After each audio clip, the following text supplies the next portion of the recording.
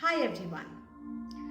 Welcome to Namrata's English Hub. Today's video is on the book The God of Small Things by Indian writer Arundhati Roy.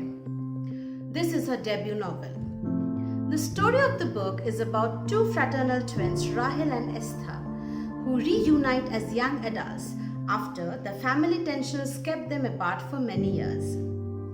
Rahil is a smart but impulsive young woman, and Esther is a very nervous and serious young man. They live with their mother, Amo.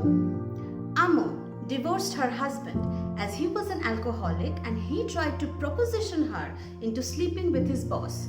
So Amo left her husband and settled back in Imanam, Kerala at her parents' house with the twins.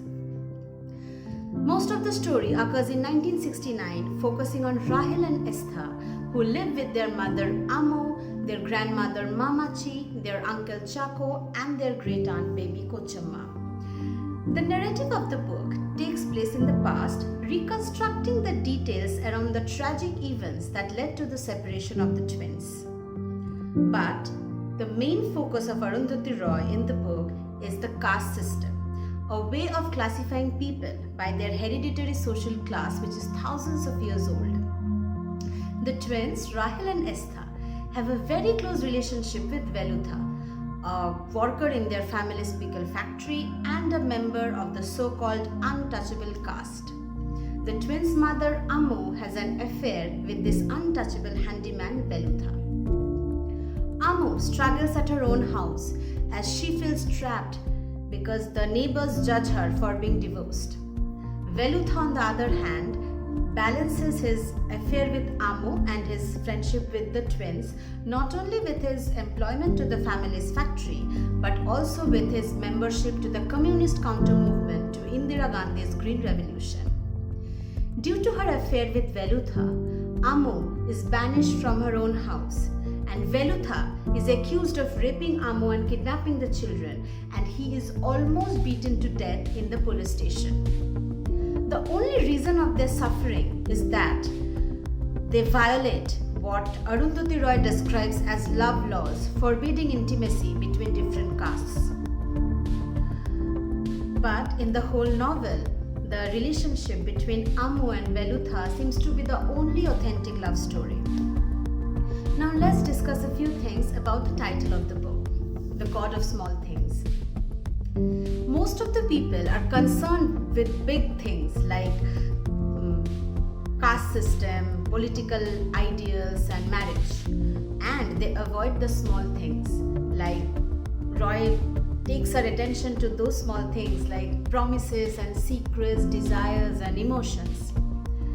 And these small things seem to have no place in the lives of most of the people in the book. Since small things are avoided, they must find dark secret places to nurture themselves. Velutha represents the god of small things. He slips from place to place undetected, enjoying small pleasures of life without paying much attention to the big fact that he is an untouchable and should not be playing with the twins or sleeping with their mother. But the other characters, like in real life, they're only concerned about big political ideals and honorable family. So that's why the title of the novel is The God of Small Things. And now I'm going to read a few lines that Arundhati Roy herself wrote in her book Azadi about the God of Small Things.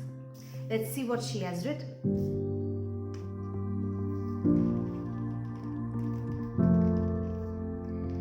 I wanted to write a stubbornly visual but unfilmable book. The book turned out to be The God of Small Things. I wrote it in English but imagined it in English as well as Malayalam. The landscapes and languages colliding in the heads of 7-year-old twins Esthapan and Rahil, turning into a thing of its own. She also writes, the whole novel is constructed around people, young and old, English knowing and Malayalam knowing, all grappling, wrestling, dancing and rejoicing in language. For me, or for most contemporary writers working in these paths, language can never be a given. It has to be made It has to be cooked, slow cooked. It was only after writing The God of Small Things that I felt the blood in my veins flow more freely. It was an unimaginable relief to have finally found a language that tasted like mine. A language in which I could write the way I think. A language that freed me. The relief didn't last long, as Esther always knew things can change in a day. So the master storytelling of Roy and her rich language won her the prestigious Booker Prize in 1997. And no doubt, this book is the most sold novel ever to come out in India. So that's all I have to say about the book. I hope you guys have enjoyed the video, and if you want more reviews like this, don't forget to subscribe to Namrata's English Hub. Bye bye.